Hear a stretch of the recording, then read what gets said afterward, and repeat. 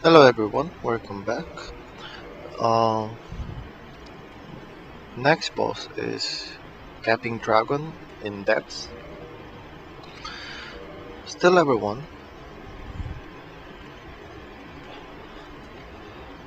After you save the pyromancy guy in the depths, you can buy the combustion and the fire orbs. So I have that on. And oh yeah, I went to the dark root garden area, and you can pick up the crash shield, the ones that I'm wearing right now, because it boosts your stamina. And since you have so little stamina and so little health, if you get hit, is you have to take a potion basically.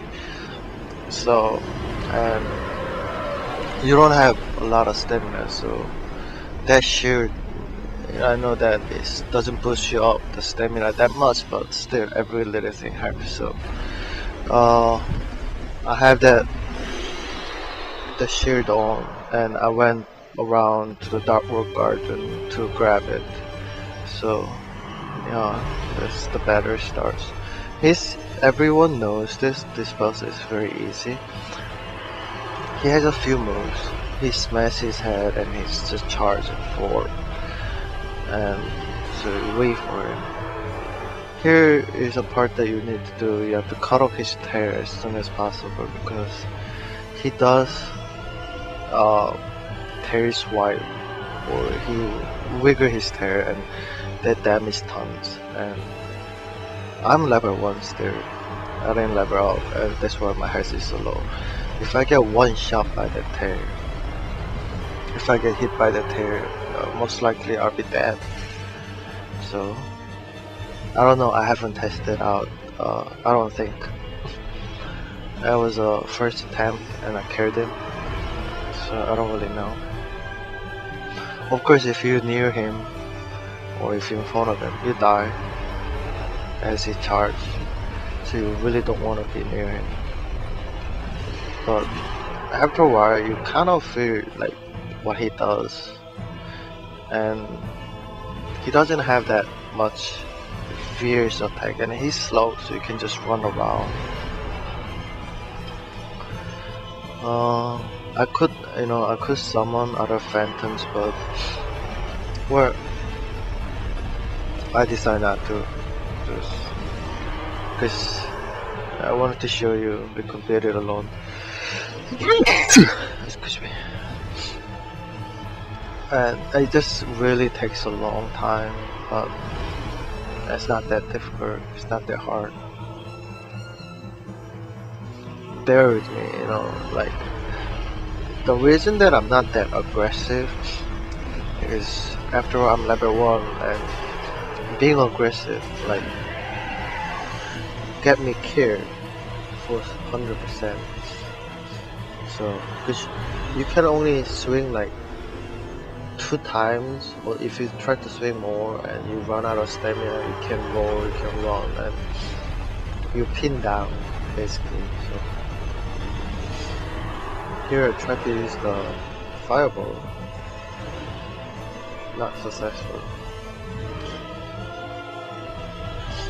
I do make mistakes too. I mean, after all, I'm human too, and I do make mistakes. And while I'm looking at it, I'm like, oh yeah, I should have done it like the other way. And I see my mistakes, or I'm thinking like, oh, I should have done that, it would be better. But where I recorded this like quite a long time ago, so, and then it was just sitting on my computer, to be honest, and because I wanna like see if I could do it like all the way to the final boss and then upload everything. Because I don't want to like upload it and find out that it's impossible to do it and stop doing it. And I know that some people prefer to like upload it as soon as they record or that, but I like to have the complete set and then record it at once. Anyhow, they're pretty straightforward. You just wait for him to smash his head, and after he charges, that's your window to attack. Yeah, that's the tail thing. If you hadn't caught up your tail, and you get damaged if you're around him. And once in a while he jumps, and then he tried to like land on you and damage you like that. So you just run away. And here I got hurt a little bit, but because I was running, and then I wasn't right underneath him. So if you keep running while he's in the air and have the camera look up a little bit, helps a lot. I know that like some people have been asking like, how can you run and then move the camera at the same time, because you only have so many fingers, right, on your right hand. Or I don't recommend to do this, but see, as I'm running, I keep change the camera, because you know that you use a thumb to press the dash button, which is running, and then you use an index finger, second finger as a trigger to attack. And in order to run and move the camera like that, because camera is the right stick, and you usually maneuver that with the thumb as well. So while you're running, you can move the camera. How I do it is just for certain part, like a boss, right? Like I tend to do it a lot when I'm running around the dungeon too, but I use my second finger to put it on the dash running button, and then use the thumb to move the right stick, the camera movements, and use my third finger into the trigger R1, so I can attack. So I use the 3 fingers on the right hand. This game is only game it make me kind of get used to that and then do it like that, because there are certain bosses that you want to run around and then move the camera so you can look up or around you.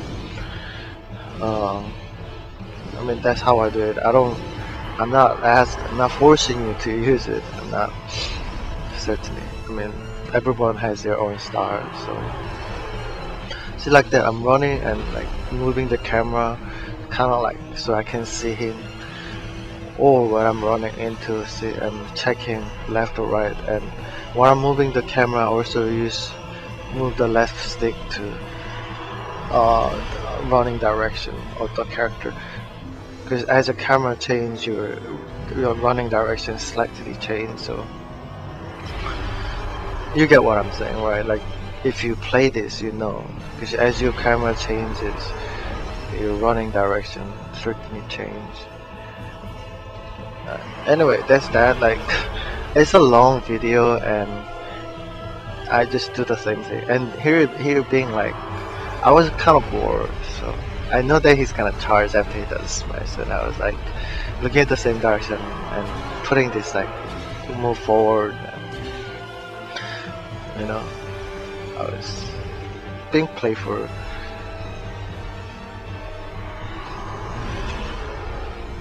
See, when he does a smash and he runs 100%.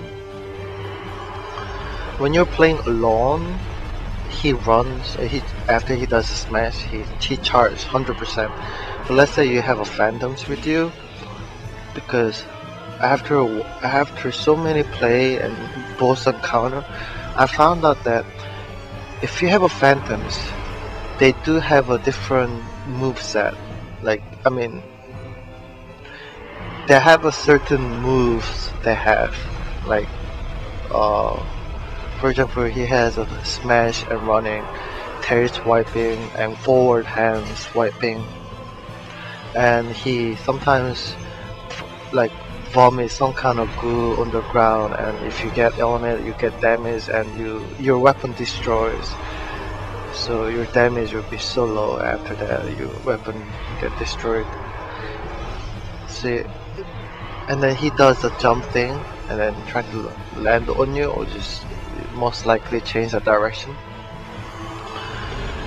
So as I was saying, when you're playing alone, like facing the boss alone, he does charge 100% after he does the smash.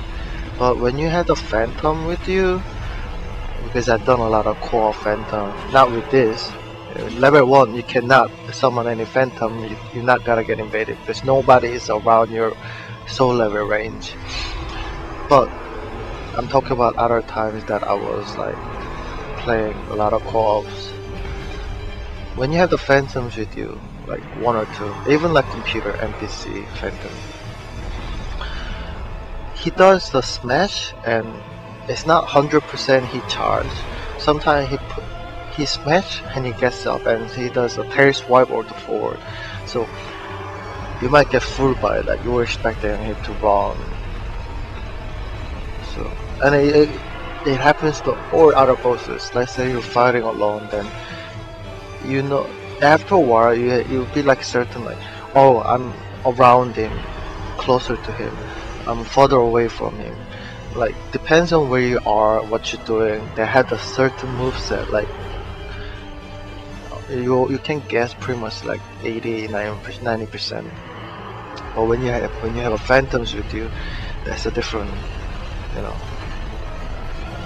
Yeah, I think kind of stupid there. Anyway, I beat the boss. Thank you for watching, and have a nice day.